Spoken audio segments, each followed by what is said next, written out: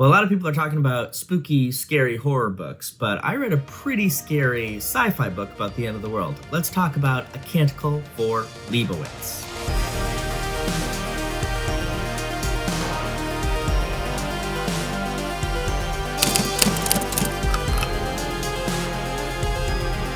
A Canticle for Leibowitz by Walter M. Miller Jr. is a classic sci-fi novel first published in 1959, and it is about a post-apocalyptic world putting itself back together after a nuclear war has basically destroyed most of humanity. As I said, this was published in 1959, so this is right after World War II, beginning of a very long Cold War, and scares that the invention of the nuclear weapon would destroy humanity. And even now, over 60 years later, it still feels incredibly pertinent, and especially with movies like Oppenheimer coming out, the idea that maybe humanity was not meant or shouldn't have these sort of weapons and can't be trusted with these weapons is still just as pertinent as it was in 1959. But the interesting thing about A Canticle for Leibowitz is that it doesn't approach this from a lot of perspectives that dystopians normally take, which I think there's a handful of dystopian tales. One is there's some sort of hero that's trying to survive in a dystopian world, and you find out about the dystopian world through this person's just survival. Hunger Games, obviously, and the million of other spin-offs, like the Divergent series, is our main character in dystopian society trying to survive. Even Handmaid's Tale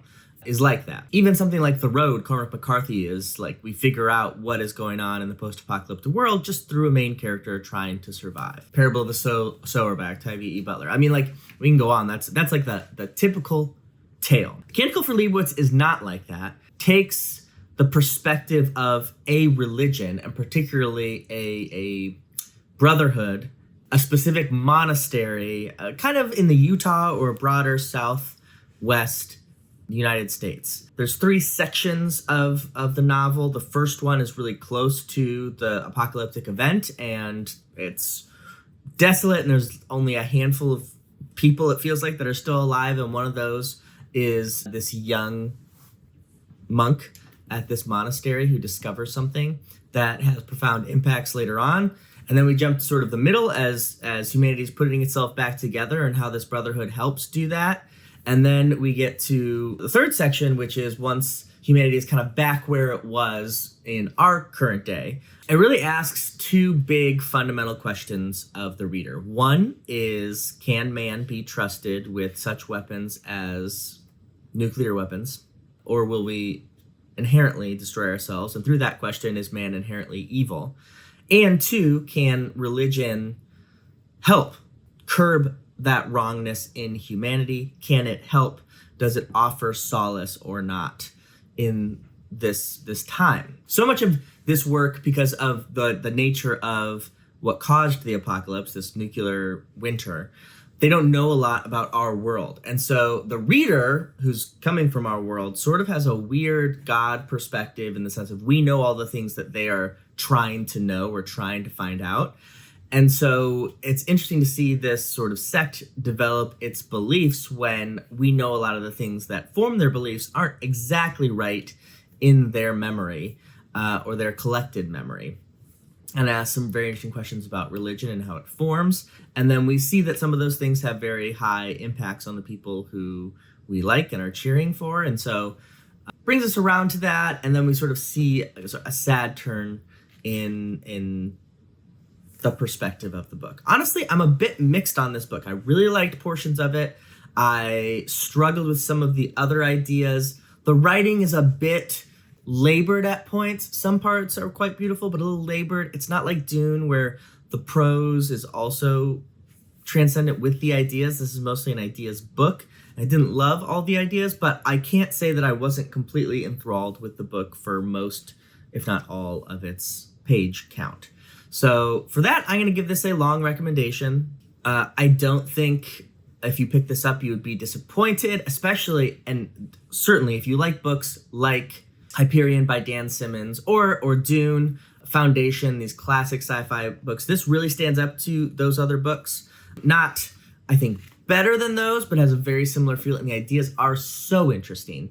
while also the actual literary aspects of it, I wasn't always taken with.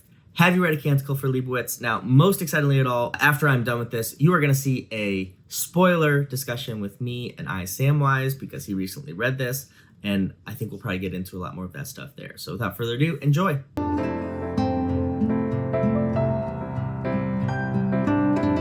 Hi, everybody. I'm here with Samwise, and we are talking about A Canticle for Leibowitz, which I literally finished last night. It is 7:30 in the morning when we were recording this. So I've had one night to have terrible dreams about the apocalypse and to process this book.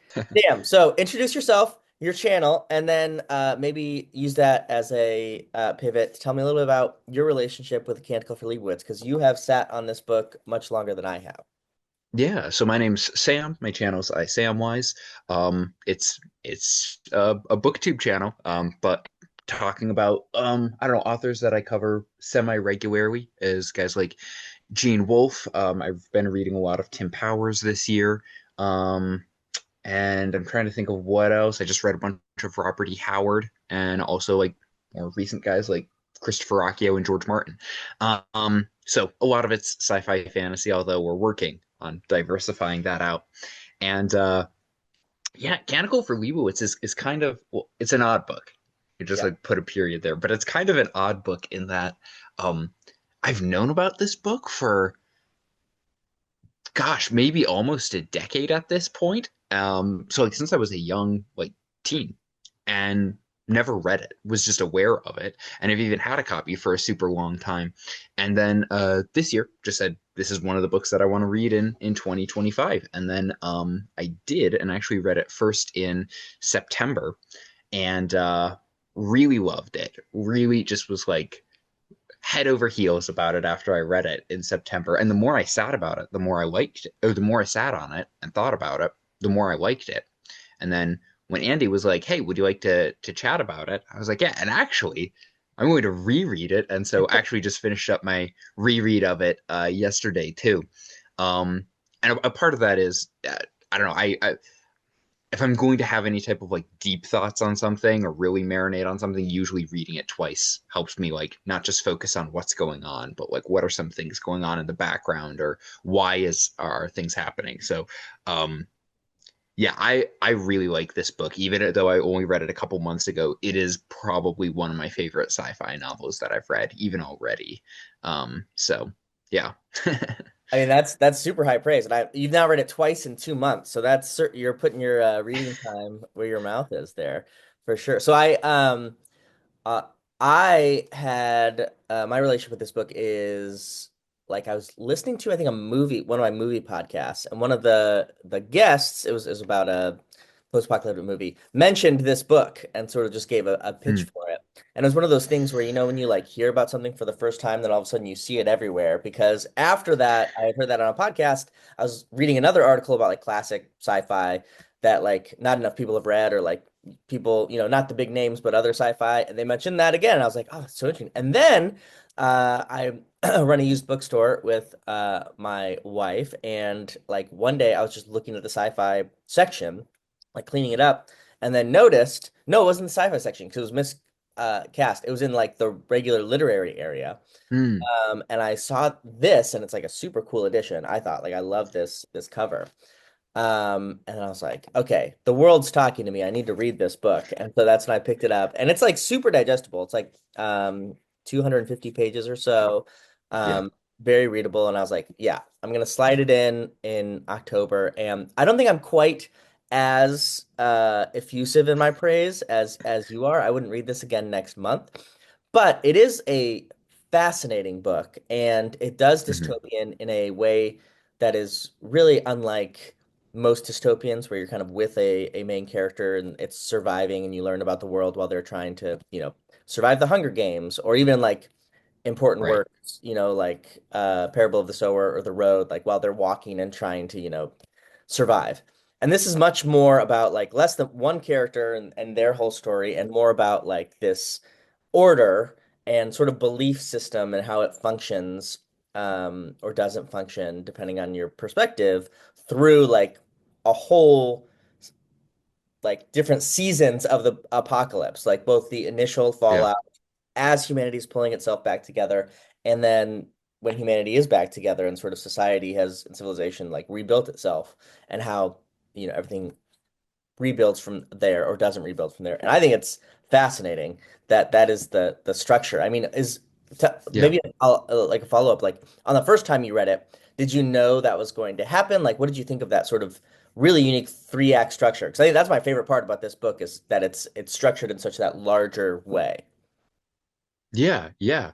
Um, I actually I did know about the structure going into it, and I think it helps people to know about it because I know a lot of people will like read it and they'll read about Brother Francis, who's like kind of an endearing character in part one, and then it's like, oh, and like, more or less he's not in the rest of the book. Yeah. I think, Because by the there's way, like five, I think we six should do hundred year. I think we should do full spoilers. Uh, Sure. so feel free to say Brother Francis dies and gets shot in the head by an arrow, and it is so abrupt, but like it fits so well after the first whole section. I don't know. That was like the when I read that, I was like, oh my God, I'm in. Yeah. Sorry, keep going.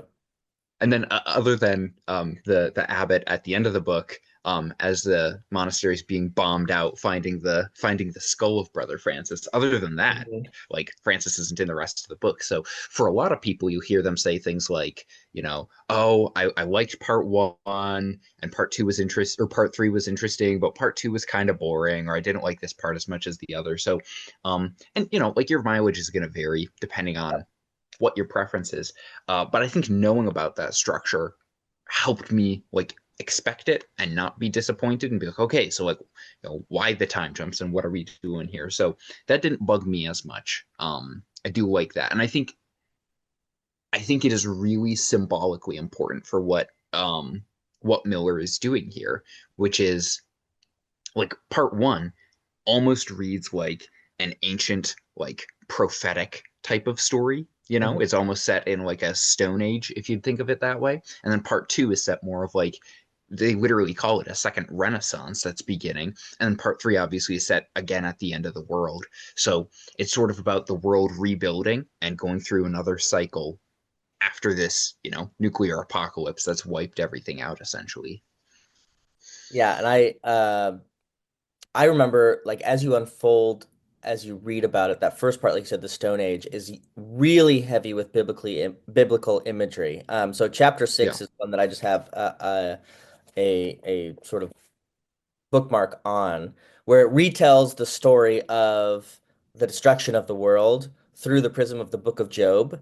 So like in the Mm, Bible, Book of Job, obviously this is this faithful follower. God inflicts him with trials to prove that he's a faithful follower. And even though he loses, like his wife dies, his children die, he gets boils and all this kind of stuff. And he suffers, and eventually he proves that he's faithful, and then he gets blessed again. A lot of thoughts about the Book of Job that I could give, but it's very interesting that in this book, there's just it's chapter 6. I don't know if I said that. There's this full retelling of it where the princes of the world are in the place of Job, where they are like afflicted with trial, and they're mhm. given like a weapon. I think fire is what it said, or Lucifer. They're given Lucifer because they call these nuclear weapons Lucifer to try them to see if they are faithful, and they prove not to be, unlike Job, and that's how the destruction happens. It's a Yeah. great example of like what Leibowitz and like Miller in this work is trying to do is like give religious language, the strength of religious language, reflection upon our own world. Or at least I thought that was kind of the biggest strength of the work.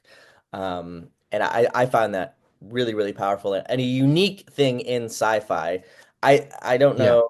I actually don't know. Do you know anything about Miller's sort of personal religious thoughts? Yeah, actually, there's some things there that I think are worth bringing up here. So you said like unique in sci-fi, and that's worth pointing out is that in some sci-fi, like there's no like religion really, at least in the main like Star Wars timeline, if you Yeah. look at it, or you Or think of even like like Star Trek, where it's Dune, which is a yeah, very thoughtful thing. Like it's kind of like we've moved past religion. It's sort of always right, the thought. yeah, and so it's Canticle for Leibowitz is kind of an oddity in that like it's all about like the whole thing is about Yeah. religion in a sense, and so Walter Miller. was sort of an like I don't know his biography extensively, but a bit about him is my understanding is he fought in World War II and was involved in the bombing of the oldest church in Germany Mm. for like the Allied side, and that really bugged him. And my understanding is he wasn't a believer at the time, but that really like weighed heavy on him and was something that he grappled with of being a part of this destruction just as a bomber and like the loss of life that meant, but then also the destruction of this great, what would you call it, like part of this great institution. Yeah. And so my understanding is that he became Catholic at some point in his life. There is some uh, ambiguity as to whether or not he stayed Catholic for his entire life, but he did become Catholic at some point, although it's not clear whether it was before he began writing Canticle for Leibowitz. But then this is the only book that he ever finished. There is actually, I have a copy of it here, a pseudo sequel that he Hmm. began working on around like 30 some years later, 40 years later, but tragically took his own life before he finished it.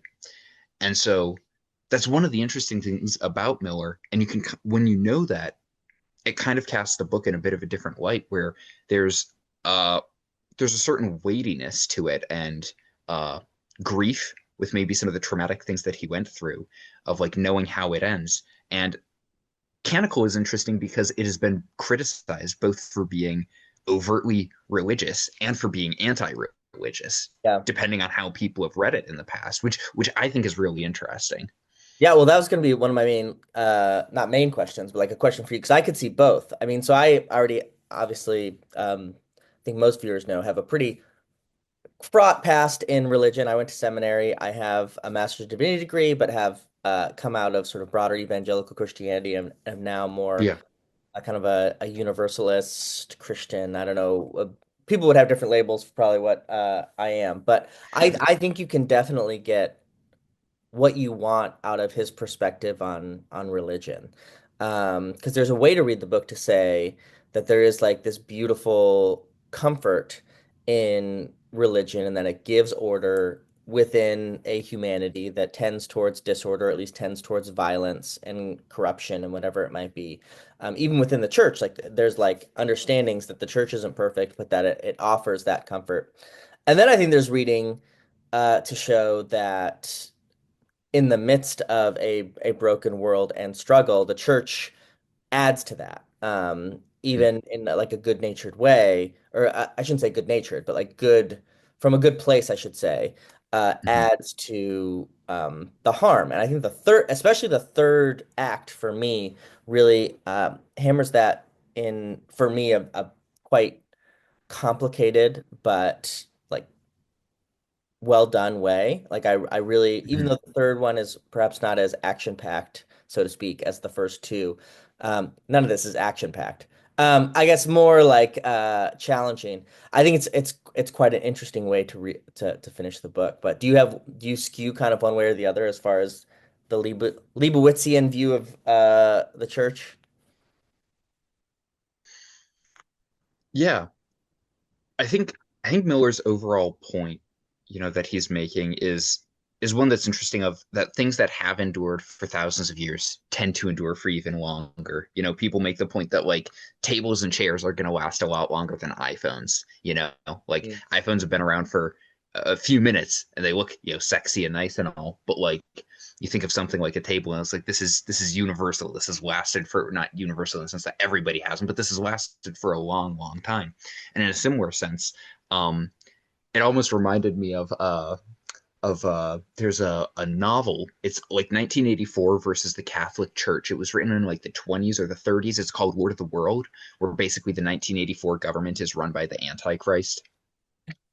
And in it, the author, Robert Hugh Benson, sort of starts with a couple of lines being like, oh, and like, the Catholic Church is the only church now. There were some Protestants beforehand, but they all either converted to Catholicism or like became the heretics that we all knew they were all along.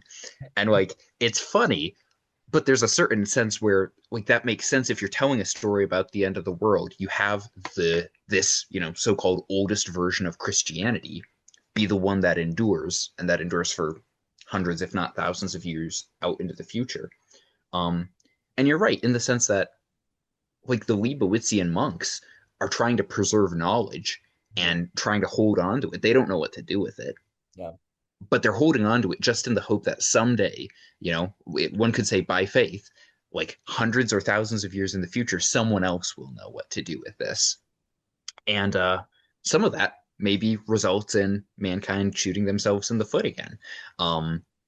So yeah, there definitely is. You could read it both ways. I think that for religious people, I don't think they'll feel attacked reading the book, or feeling like, oh, shame on you or finger wagging or anything. But I do think that Miller is honest enough as an author to show um, both the good and the bad there. Yeah. And all of the religious figures in the book, I think, are sincere, which is like a very, I think, Hmm. important touch point for a lot of Yeah. religious people that like often in books, like the Game of Thrones of the world, the religious leaders are um in it for their own gain or for worldly power, right? Which Hmm. has happened in our world quite a lot, especially in the Middle Ages. But all everything from Brother Francis to the abbots that we are with are sincere, and that there is like this really, I think that the ending is touching. That when a nuclear bomb has gone off, and the abbot knows, I forget what his name is, Zerhi, knows that the end of the world has come. His response is to run to the altar to preserve Hmm.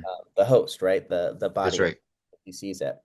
And it's this really striking image, even as he's like dying and he's pinned in these things that he's trying to preserve, um, these things he believes in, this very powerful sacrament. Hmm. And that's incredibly touching, I think. So like the sincerity of the belief is there. I Yeah. also think it's interesting that a lot of the stuff they believe in, especially in the Leibowitzian belief system or brotherhood, we know as the reader is maybe not false, but is like a misreading of our time because it's our Yeah. time, right? And so there's an interesting aspect of we completely understand how they got to this understanding and with their limited knowledge of what happened, but Hmm. we do know that it is like, I don't like to use this term a lot, but like objectively incorrect about the time that we live in. Right. But also that incorrectness, not having a perfect picture, doesn't injure the sincerity or like the comfort that that belief gives, which uh, depending on the religious person you're talking to, they might not like that distinction, but I find that comforting that like Right. not everything that is in a belief system has to be completely factually right, and nor really can it be because we're people who live in time and we're humans, but it can provide structure and comfort in moments. I don't feel like I'm rambling now, but I feel like that's a very No. good tension that he has in this novel that is a really tight rope to have. Well, so like let's take an example of that. So like Brother Francis, um, in the beginning, like in part one, talks about like Fallout is like a monster. Like, and Yeah, you need to it's be a careful demon. that Yeah. you don't get like attacked. Right, it's like a demon.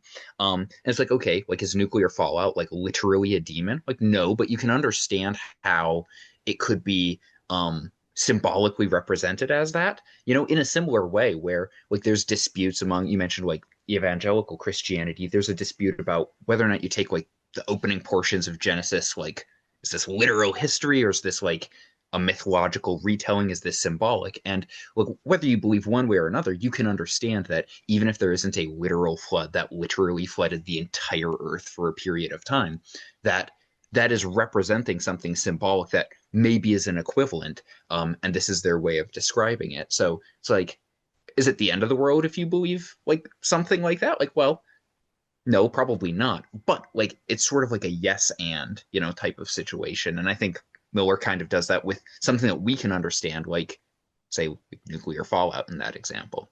Yeah, and it carries through in many in all the sections. There's different versions of how to understand tradition and holy writings or passed down writings, which I think so. Like Brother Francis is very literal about like a spiritual world, and even when he discovers this, what like the major discovery, this fallout shelter that has these writings in them, he is like, yeah, afraid of the spiritual terror, the fallout demons, how many could be down there, and it really like affects him both spiritually and like the rest of his life.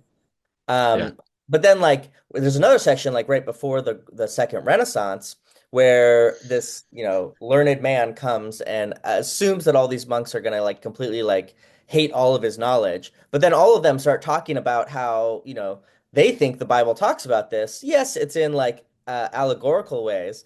Or like Saint Augustine talks about like evolution, Hmm. and the learned guy is like, that's crazy. Um, Right, right. and so there's like this very interesting, again, like this good tension of like showing that religion is not like in one particular way, or like tradition, these Hmm. things that last don't last in one particular way always, but still are really impactful. And then of course the ending of this book is that kind of in a eternal perpetuating way, that like as the earth is destroying itself, the belief of Christianity and the church is going up in a rocket into the sky to endure, Right, even past potentially the earth. We don't know if this is a complete destruction or not, but we know right.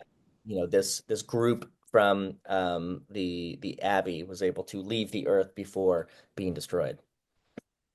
And there's also this really, really bizarre part about the ending where there's been this like deformed two-headed woman Yes. in I part wanted to three. ask you your thoughts on And this reading it a second time, because when I read that last night, I was like, what's he trying to do here? So please go. right. Well, it took me a while to figure this out because I was like, what is this ending? So there's this two-headed woman and she wants her other head to be baptized, and like the other monks won't do it.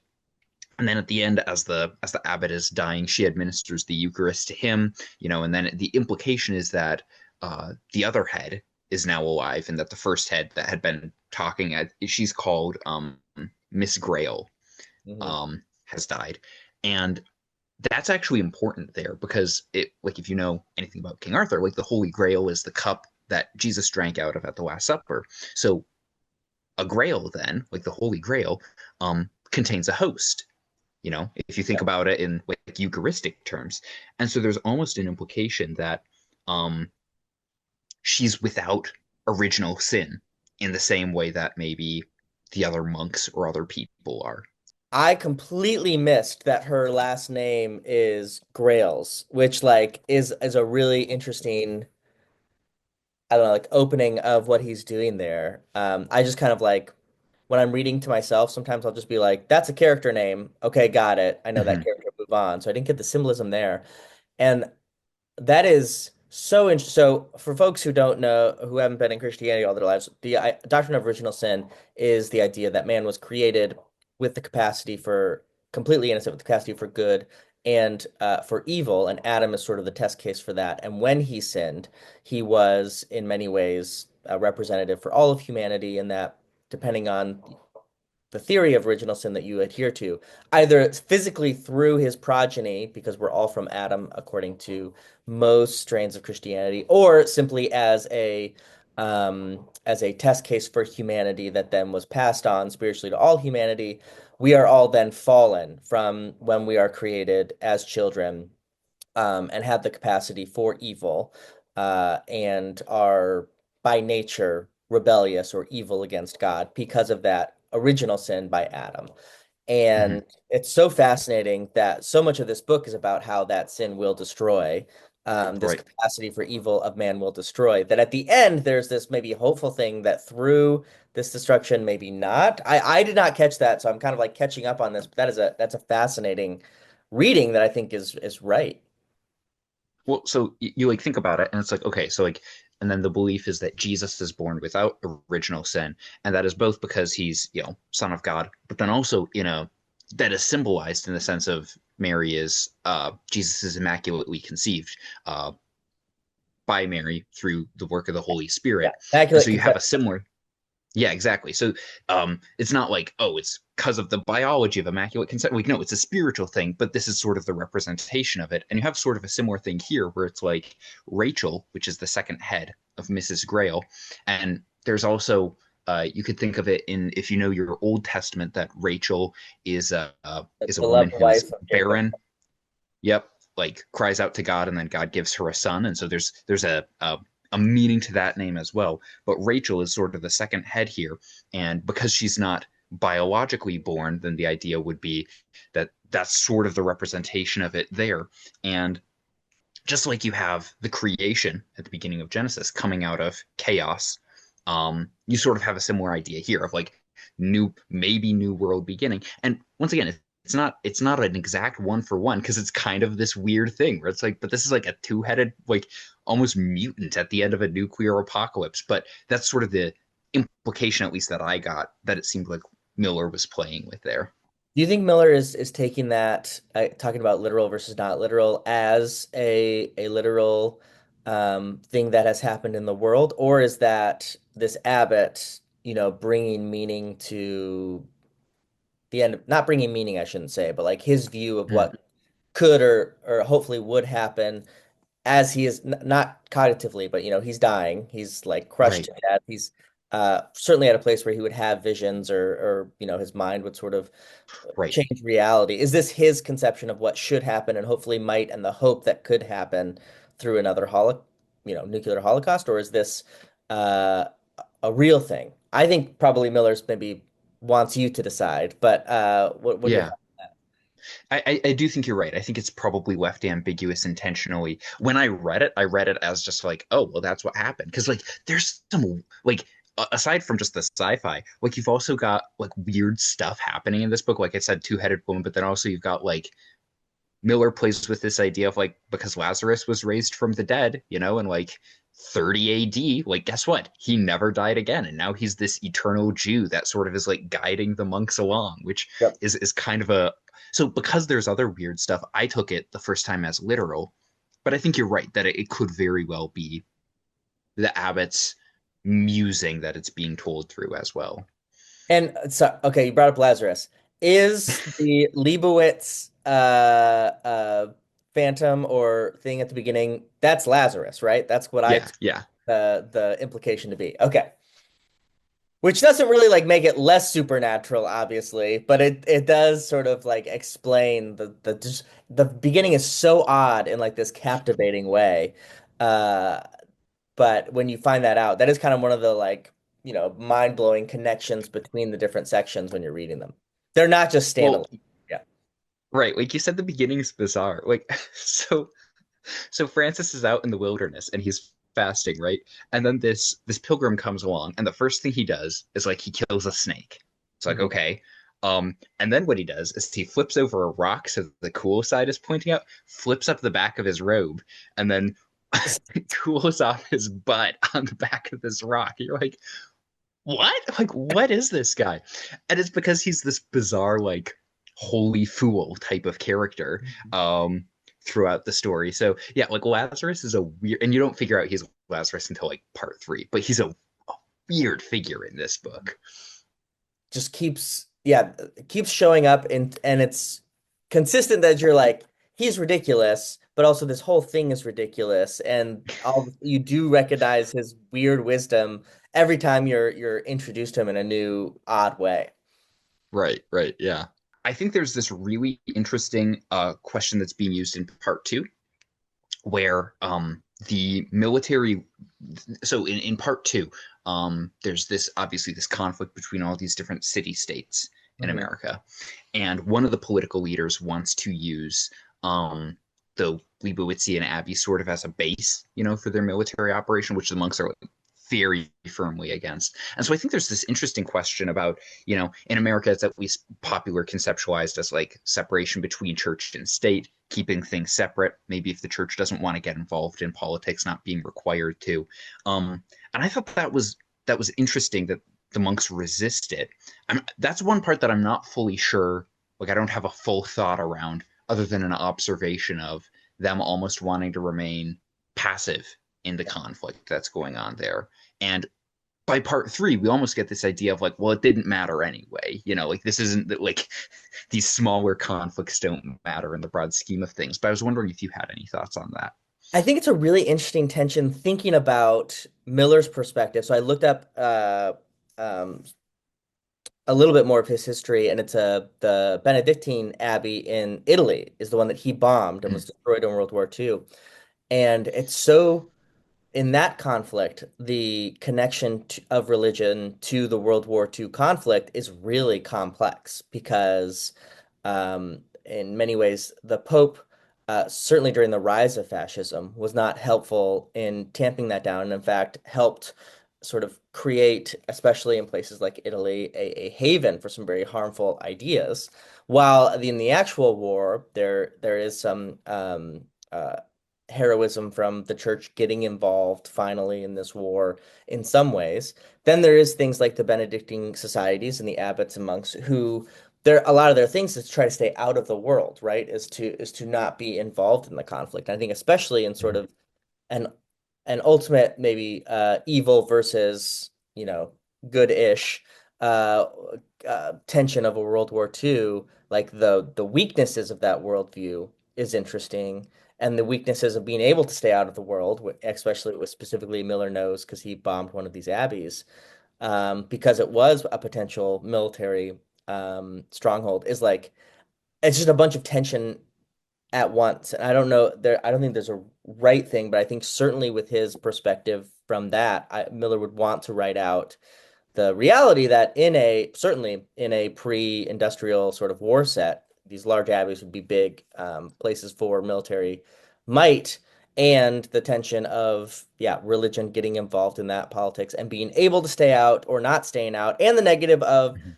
the church I think probably shouldn't be involved, right? Like I think they're concerned about how much the Holy Father is involved in the actual politics of that era at the same time. So like there's so many different aspects of that question that is left unanswered because at least as far as we know as the reader, that didn't come to pass.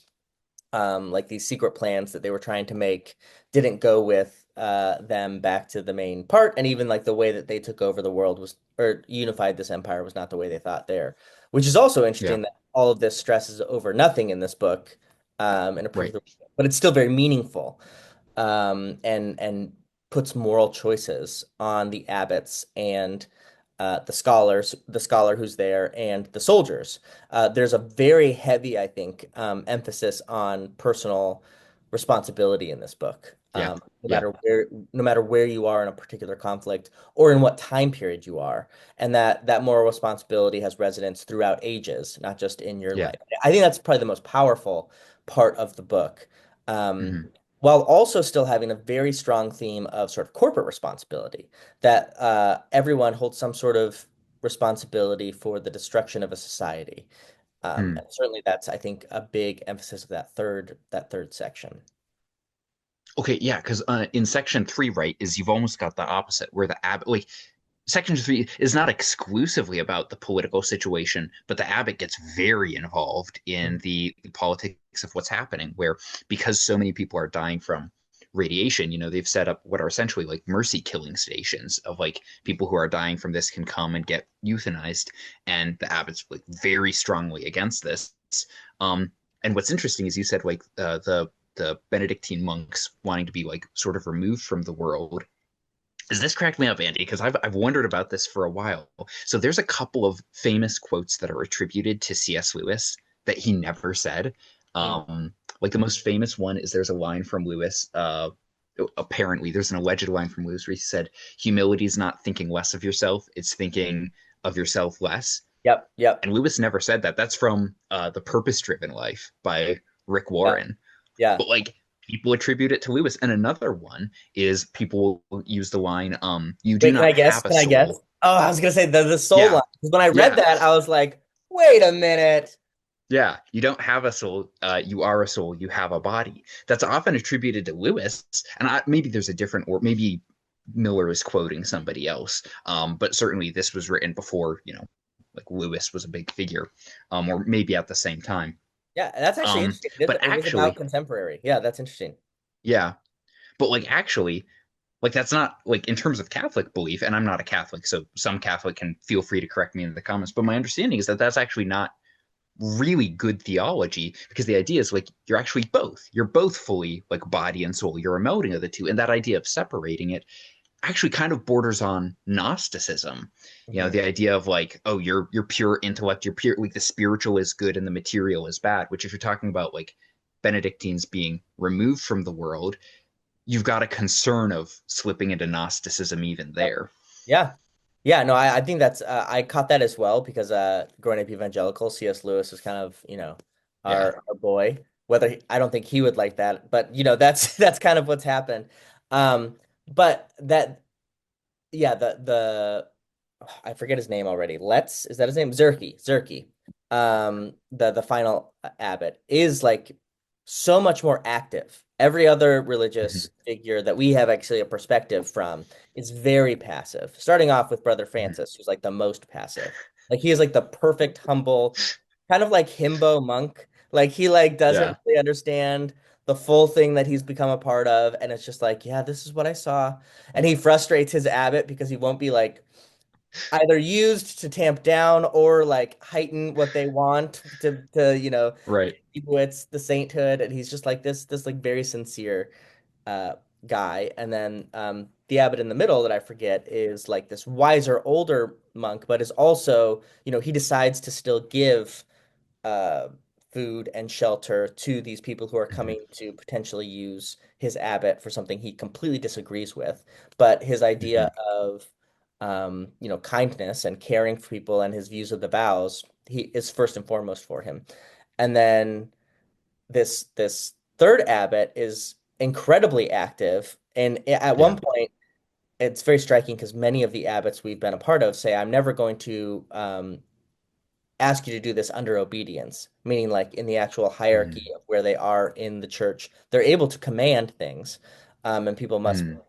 believe them. And then all of a sudden, this guy actually speaks in the name of Jesus to tell this like woman and her baby who are suffering horribly from Mhm. fallout and poisoning from heightened levels of radiation that they cannot be a part of this euthanasia program. And it's like incredibly striking, and I think quite off-putting. That it would be Mhm. another interesting question to ask people um, reading this, like what they took of that third section. I actually took him as far in this extreme situation, um, abandoning a lot of principle and trying to like make some sort of impact here. And it was very off-putting for me, that third section. Mhm. Um, but I'd be curious your thoughts on that. Yeah. Well, there's two things, right? Is that it's sort of the conflict starts with this discussion between the abbot and the doctor, right? And that's when there's that, you don't have a soul, you are a soul when that conversation happens. And both of them have a way of dealing with the situation. And the doctor is like, well, if they're like suffering, put them out of their misery, euthanize them. And he's like, what's your solution, Abbott? And his answer is like, well, pray, pray for them, give your suffering to God. And when you lay out both, like you can dress both of those up in pretty language. You can say instead of like just kill them, you can say no, euthanize them and make it sound very nice. Or you can say instead of like, well, just more or less deal with it and come up with some sort of spiritual reconciliation. You say, like, no, pray. And so you can dress these things up in nicer language, but both answers are, to the rational mind, are at least pitiful answers to the Mm, question of intense suffering and evil. And if you watch something like Chernobyl, then you know what the effects of nuclear fallout are on a person. And it's horrific. It's ghastly. And both saying like, well, just kill somebody. It's like, ugh, well, like, yikes. But also just saying like, just deal with it comes off, or just deal with it. Pray for it. Trying to almost make it a holy thing also can seem rather, like you said, a little tone deaf too. And I think it's that there's no perfect answer to that question of evil, whether you're a secular person or somebody who's trying to make sense of it in a religious context either. Like suffering still like it really sucks either way you look at it. yeah. Um, Yeah, there's this striking passage that I noted last night that I just kept thinking of as I was going to sleep, which is a hard thing to think about as going to sleep. But it's the discussion between the woman and this monk as they're driving to the town where there mm, is this place where she could go and end the suffering, specifically of her child, of her baby, yeah, who it sounds like suffering with like third degree burns or yeah, radiation burns all over, and has medically been like assigned that they are going to die of this one way or the other. yeah. And basically, the abbot says, offer it to heaven. She look at him. You think it would please God? And he says, if you offer it, yes. She says, I cannot understand a God who is pleased by my baby's hurting. The priest winced. No, no, it's not the pain that is pleasing to God, child. It is the soul's endurance in faith and hope and love in spite of bodily afflictions that pleases heaven. Pain is like negative temptation. God is not pleased by temptations that afflict the flesh. He is pleased when the soul arises above the temptation and says, Go, Satan. It's the same with pain, which is often a temptation to despair, anger, loss of faith. Save your breath, Father. I'm not complaining. The baby is. But the baby doesn't Mhm. understand the sermon. She can hurt, though. She can hurt, but she can't understand. Um, Mhm. and this is very close to home that I have a public opinion on this because I'm a co-author of a bill that's called the End of Options Life, or the End of Life Options Bill here in Minnesota, that struggles with this question of like folks who are dying of like terminal cancer and are going through, Mhm. you know, weeks to live. Is it uh, okay to allow them to choose the manner of their death? Whether Mhm. that is taking a substance that will kill them or simply not receiving certain kinds of care that would elongate the hours of their life, but not Right. the quality of it. And we have a whole system of laws around medically what can and cannot be done. And I've seen these very situations in real life, right? Like people come and testify Right. Yeah. about a brother, a son, a child who was made to suffer because we have really good medical advances that can maybe keep people alive, but or even like families make choices to keep people alive when they're not the ones suffering. And Mhm. it's such for me like the idea that God would be pleased by that suffering is like a very hard line to take, but I've seen people take Mhm. it. And I don't have like a specific place to land here, but in that third section, I really struggled with um, um, seeing the other side in that priest, Mhm. particularly in that moment. But I think Miller's trying to give you a quandary as you Well. read, and a very localized quandary in a global situation, right? The world's about to Mhm. end. They don't know it, but they kind of do know it in like 40 hours from this discussion. So at the end of the day, they both probably die around the same time. Mhm. But it is this again, sort of this individual moment in a corporate moment as well, which I think is a great tension and hard to have in a short book, but I think he does it. And you mentioned there, like hard to see the other side, especially for how like firm, the abbot is on this issue. And I think I don't think it would work as well if it weren't for how part three ends, which is of the abbot dying, trapped under rubble, dying of essentially like radiation. And he has this moment where he thinks to himself that he says that Christ has never asked us to suffer in a way that he has not. And in this sense, as a priest, he's supposed to then embody, the image of Christ there. And so he thinks to himself that, like, I asked this woman to go through suffering. And, like, guess what? It is my job to, if you want to use the religious language here, pick up my cross, bear this, because now he's dying in the same way that she was, a few hours before. And I think that is what makes it just work as a conflict, is especially that payoff with him at the end, which for those who might find it harder to palate, I think makes it a little bit more palatable that he ends by experiencing directly what he was counseling this woman about, a few hours before. Yeah, I think you're right. I just recognized we're getting close to the end of our time together. So let's like pivot to overall thoughts of the book Sure. and specifically like other like recommendations or as Mm, you're reading this, you would say like, hey, if this really challenged you, what would you like? But before we get there, I guess closing thoughts, book as a whole, Canticle for Leibowitz, Sam, what are like put it all together for us. What, especially after a second reading, what are you taking from this yeah. book? Someone was like, "What does this book mean or about to you? What is that?" Yeah. I mean, there's something sort of um I don't know, it's not like really Lovecraftian, but there's something that's like the sense of like Lovecraft's like dread. There's nothing that you can do to stop Cthulhu that you sort of have Yeah, in this book of like, guess what? Like, yeah, I can worry about AI all day long. I can worry about, these billionaire tech giants like screwing over the world. And it's like all my worrying, like Andy, you might be able to do something about it because you're an elected official, but like there's nothing that I can do, as a ditch digger to stop that. And so I think that's one of the things that I appreciate about the book is looking at how to deal with um, catastrophic calamity, something that you can't stop no matter how much you worry or um, fret about it. And like you said, that theme of personal responsibility of like it's your job to, well, speaking to me specifically, like it's my job to be a good husband and a good father, and in my case, a good employee with the job that I work at. And um, you'll find more meaning in that than you will in wasting your life away worrying about when the bombs will drop, because there will always be a proverbial bomb that'll come. Uh, anyway, that's I don't know. That's one of my big takeaways from it. Like I said, I love the book, and I'm glad I got to read it again and had a good excuse to.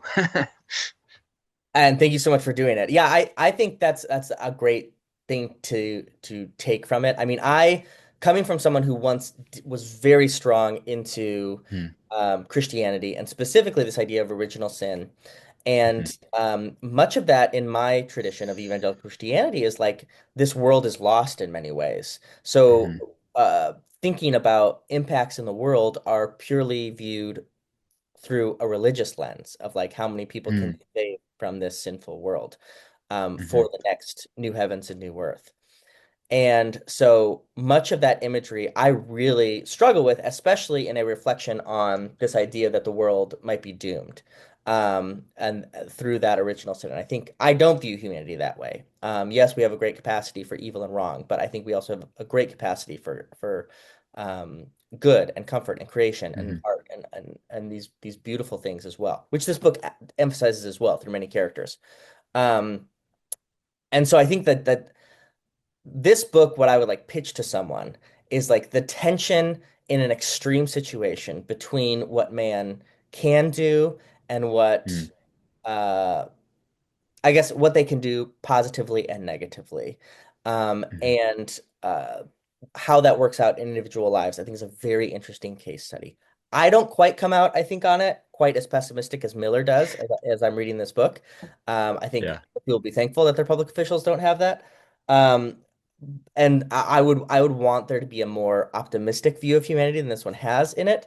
But it is certainly a challenging book that is um, at times a little choppy to read. Like the actual prose, like you Mhm, can kind of tell it's not someone who's like a lifetime writer in the same way mhm, of like a Hyperion, Dan Simmons. Both like the writing itself is quite lovely, while the ideas are also challenging, but a really worthwhile perspective and a really heartfelt view of religion and even the specific Roman Catholic Church that I found quite stirring mhm. and unique in the genre. And if this were written today, it would be a trilogy, Like that's one thing that I appreciate is Miller's efficiency to fit so much into just three essentially like short stories or novellas that are interconnected. And he doesn't feel compelled to explain everything to you, which Yeah. I so appreciate in this book. Like he just like even the politics, they're just like throwing out names that some are Yeah. important for later, some most of them are not, but it's like and that it makes it feel that much more I don't know, gritty, but like real and tangible when that sort of things happen. Hmm. It's not, let me tell you about the politics of the world in 20 pages or whatever. Yeah. Yeah. All right, someone finishes this. What should they read next? I already mentioned kind of the one I thought about most is Hyperion, which also has a lot Mm, of really interesting religious themes for me, particularly taking some out of the religions of our current time, Judaism mhm. particularly, but also there's Christianity obviously in there as well. There's a work that I find wonderful. What about you? Yeah. The first thing that comes to mind, and I'm like, all right, everybody who watches Sam, like, take a shot. He's going to mention Gene Wolfe.